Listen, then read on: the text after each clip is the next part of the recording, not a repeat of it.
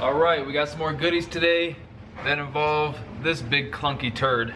So some of you guys might remember that I've been running these no-name 60-pounders that came with the supercharger when I bought that. I was a little worried that they would suck, but honestly they've been doing great, except now that I'm running E85, they are maxed the fuck out. So that's where this Jenga Tower of Power comes in. Now I decided to go with some Snake Eater injectors. Not a sponsor, but Brad's a really cool dude. I talked to him back and forth a little bit. I'm happy to support his product. Now let me see if I can open this box and talk at the same time. Now there's 3 reasons why I went with these injectors.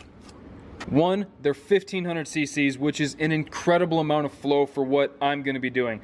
I should only be using about 60 to 65% of the injector. 2, he flow matches all of them, I think to 4%, 4 or 5%, something like that. And 3, they are well within the budget. For the entire set, after shipping, it was 350 bucks for flow matched 1500 cc injectors. But enough of that, because like I said, not a sponsor, so I'm going to quit sucking dick. So let's get these thrown in the intake manifold and then hopefully get that slap back in the truck. So changing injectors is pretty straightforward, and it's definitely a whole lot easier with the intake off.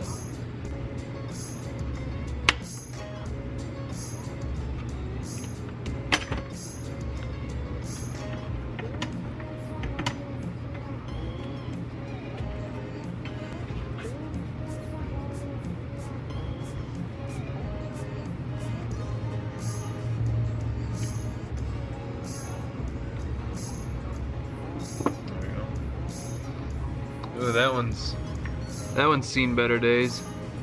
Now'd be the time to replace it, huh?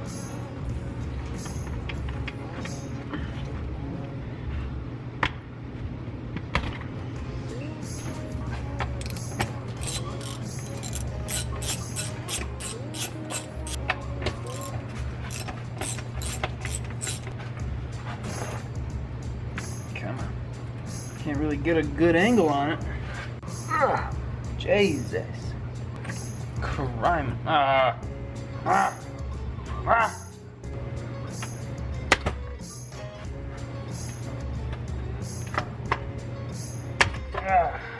Jeez Louise. God damn it. Alright, now that we got the injectors out of the way, we can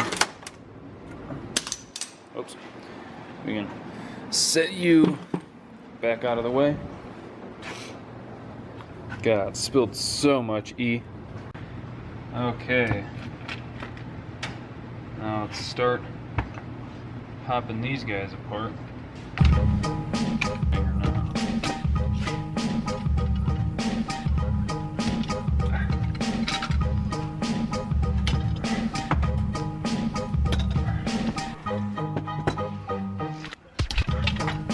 Alright, now that all the old injectors are out, we can start throwing in some of the new ones. And to do that, all we're going to do is take a little bit of Vaseline here and then just smear it around this top O-ring kind of liberally, but I mean you don't want to like make a huge mess.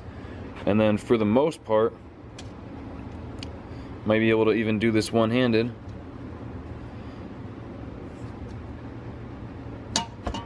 It just slips right in there. There you go. And then all we gotta do is just pop the little retaining ring in there, and then we're good to go. So now we just do that 7 more times, and then we can throw these back in the intake.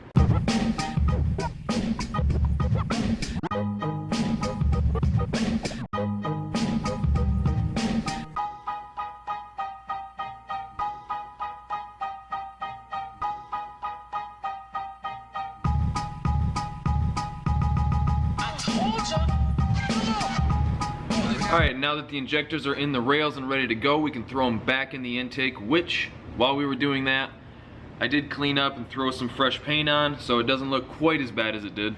And for this, we're just going to do the exact same thing, just get a little bit of Vaseline around these O-rings so that they don't get pinched and all kinked up in there. So the last thing you want is to get a little too kinky when you're not expecting it. Now the last time I put injectors in the truck, I didn't have any Vaseline with me.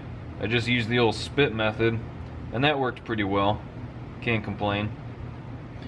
So if you don't have any, and don't feel like going and getting any, just know that it's not completely necessary. Then we're just gonna wiggle these guys down into place, just like that. And there you go. Injectors are in on one side. And you know, now that everything's all cleaned up, it really doesn't look that bad. At least I don't think so. But I'm not a very picky person about things like this. I know that there are a lot of people that would take the time to shave off all these tabs and make it nice and smooth, but I'm not your Huckleberry. So now we do the same thing here on the other side. Get these guys all lubed up. Alright. Let's make sure that they're all facing the right way. And then again, just wiggle and push down.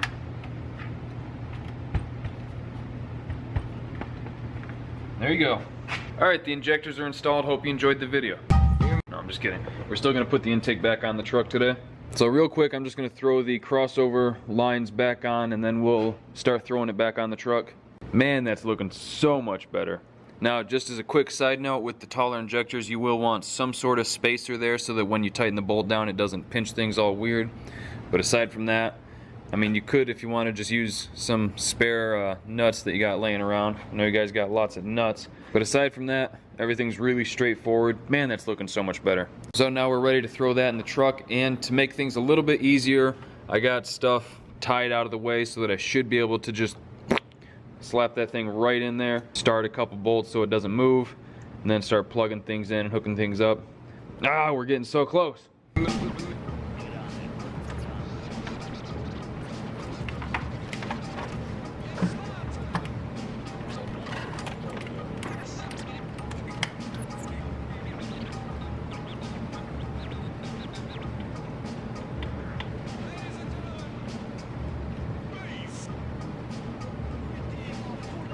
There we go. That was by far the easiest intake manifold install ever. Obviously we still have to hook everything up, but actually getting it in place is usually the struggle, and that was easy peasy, lemon squeezy. So I'm gonna do all the tedious stuff of plugging stuff in and rerouting it, making it look nice, and then we'll pick it up after that. Whew. Alright, the intake manifold is all back together. Let's take a look. Everything is all back together. I cleaned up the injector wiring a whole lot. I ran it inside the fuel rail and then just poked them around. In person it looks good. Looking at the camera screen it looks kinda, can't tell what's going on. But for someone like me that hates seeing just clumps of wiring laying all over the place, that is just a phenomenal little trick, I guess you could say. And then again, there's gonna be the engine cover covering everything on top, so I think it's gonna look really good. But man, we are getting there. There's just a few things left to do. But today is the last test and tune of the year, so I'm gonna hit the road. The wife and I are gonna go there, hang out, watch some race cars. So that's gonna do it for today's video. Hope you guys enjoyed it. Thank you for liking, commenting, and subscribing. I'll see you next time.